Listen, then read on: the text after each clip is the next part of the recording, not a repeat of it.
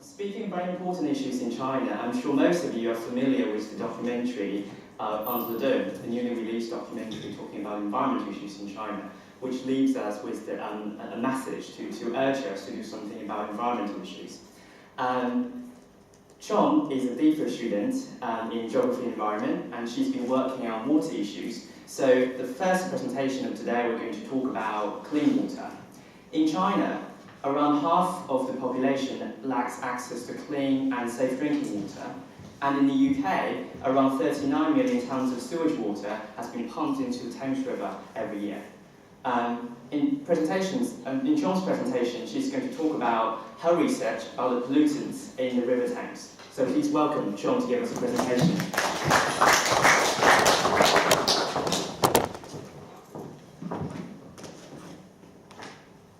Thank you. Hello everyone, as Inchi introduced, I'm a study of DPhil student in School of Geography and Environment, the same as Inchi.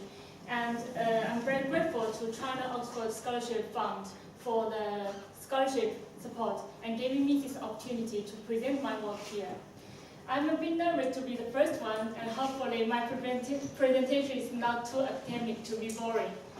The topic of my presentation today is climate change impacts on PCBs in River Thames catchment and application of fugazi approach.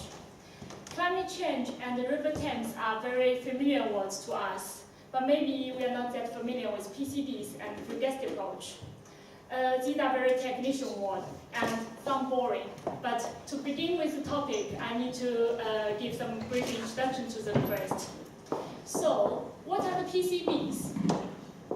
These are man-made organic compounds that have been widely used as dielectric and coolant fluids. That means it can reduce the chances for fire occurring in electric fields. In such a manner, it is safe for the electrician to work with. They are very effective, but there's a potential problem. They do not only stay in the product. PCBs have been detected all over the world, in the air, water, soil, animals, and even in human blood and breast milk. So they are among the most toxic and bioaccumulative chemicals in the environment. So repeated exposure to PCBs could cause health problems for humans. 179 countries have ratified a convention to prevent humans and the environment from persistent organic pollutants, and that is the famous Stockholm Convention. PCBs are among the 12 initial chemicals that have been listed as POPs. As a result, there's worldwide efforts to stop its use. And in the UK, the production of PCBs have been banned since 1976. But does this mean the problem has been solved? Unfortunately, it's not. Otherwise, there won't be this presentation here. So, the PCBs, due to their great persistence, they are going to exert their influence in the environment and transfer freely between different compartments. The cycle and transport of the PCBs in the environment are illustrated in this picture. As we can see, PCBs can transfer from air to water through wet and dry deposition and precipitation. It can also transfer with a rainfall runoff from soil to water. And once enter the river, due to their lithophilicity, they are likely to bioaccumulate in the fish, thus pose a particular threat to human health. The study area of my research is River Thames. I think everyone here is very familiar with this catchment, because Oxford is also belong to Thames catchment. And it covers an area of about 10,000 square kilometers, which includes most heavily urbanized area in the UK. It also supports about 40 million people. Luckily, the PCB concentrations in water are always detected to be lower than the detection limit. However, the fish levels were detected to be significant, which has already exceeded the US EPA unrestricted consumption threshold of 5.9 nanogram per gram. Also, River Thames catchment is experiencing rapid change in its climate, and the fate of the PCBs unfortunately, is very sensitive to the changing climate.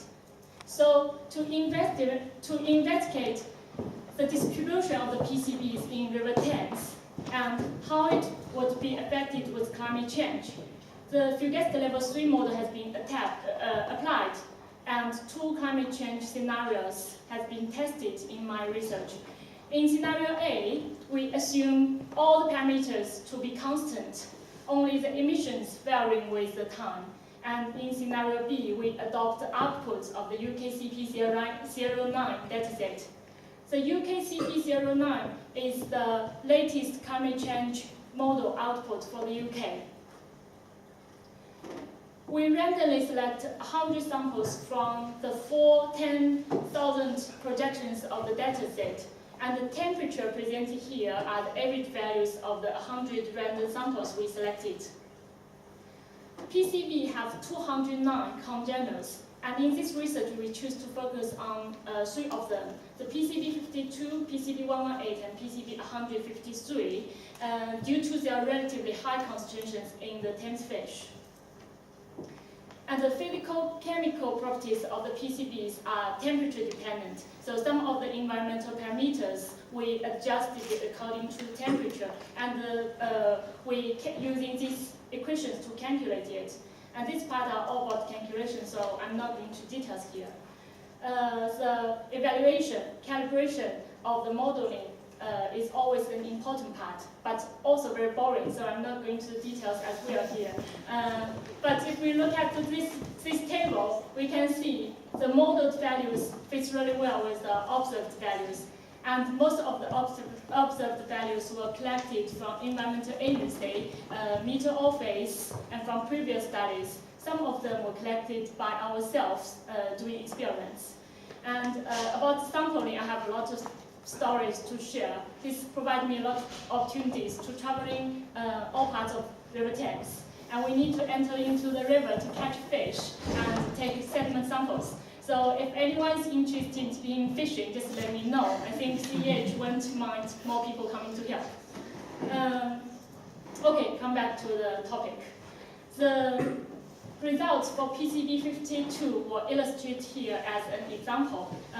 This picture contains a lot of information, but the most important points are the fish and sediment compartment represent the highest concentration, but the majority of the PCBs stored in the soil.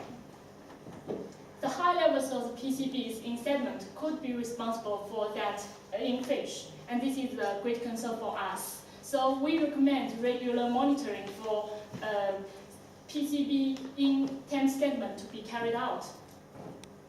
So how will the situation be in the future?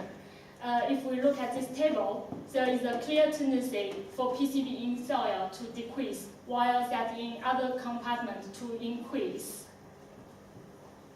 And the result is extremely remarkable for PCB52. That means heavier PCBs could be more persistent than the lighter ones in the environment. If we compare scenario B to scenario A, we can notice that the climate change do not have a very big influence on the fate of PCBs in the Thames.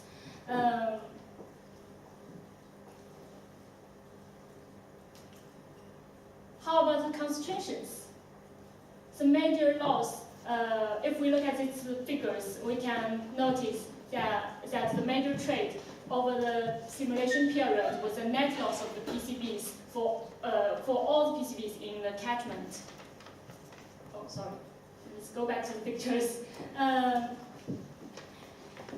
And comparing scenario A to scenario B, the concentrations in soil, water, the concentrations in water, fish, sediment, and air is going to increase, while that in soil is going to drop by a more pronounced proportion. That means the concentrations of the PCBs are likely to transfer from soil to other part of the Thames catchment. And the climate change enhanced a little bit of this trade. And then we think the soil is going to act as a major secondary sources as primary emission decline, the sediment is going to act the major secondary source in the department of PCBs, and the sediment is going to function as the major reservoir for the PCBs. If we look at the PCBs in the fish, we can see it dropped from 2000 at about 9.69 nanogram per gram to 1.69 nano per gram in 2020s. Then we can place it below the US threshold. But this doesn't mean it was not in threat anymore, because a lot of other PCBs that has been detected high in the fish were not studied in this research. And the climate change effects, which we discovered that would enhance the concentration in fish, was actually underestimated because their influence on emissions were not considered in this research. So we recommend the regular monitoring for PCBs in fish to continue. Based on the discussions, we draw these conclusions. The majority of the PCBs are going to remain in the soil, while the highest concentrations were predicted to lie in sediment in River Thames. And if we assume no changes in conditions, the major transfer is from soil to sediment. And with the climate, the transfer is going to be slightly enhanced. The PCB levels in sediment could directly affect the accumulation in fish, and the contaminations of PCB in Thames fish could fall below the US EPA threshold in 2020s.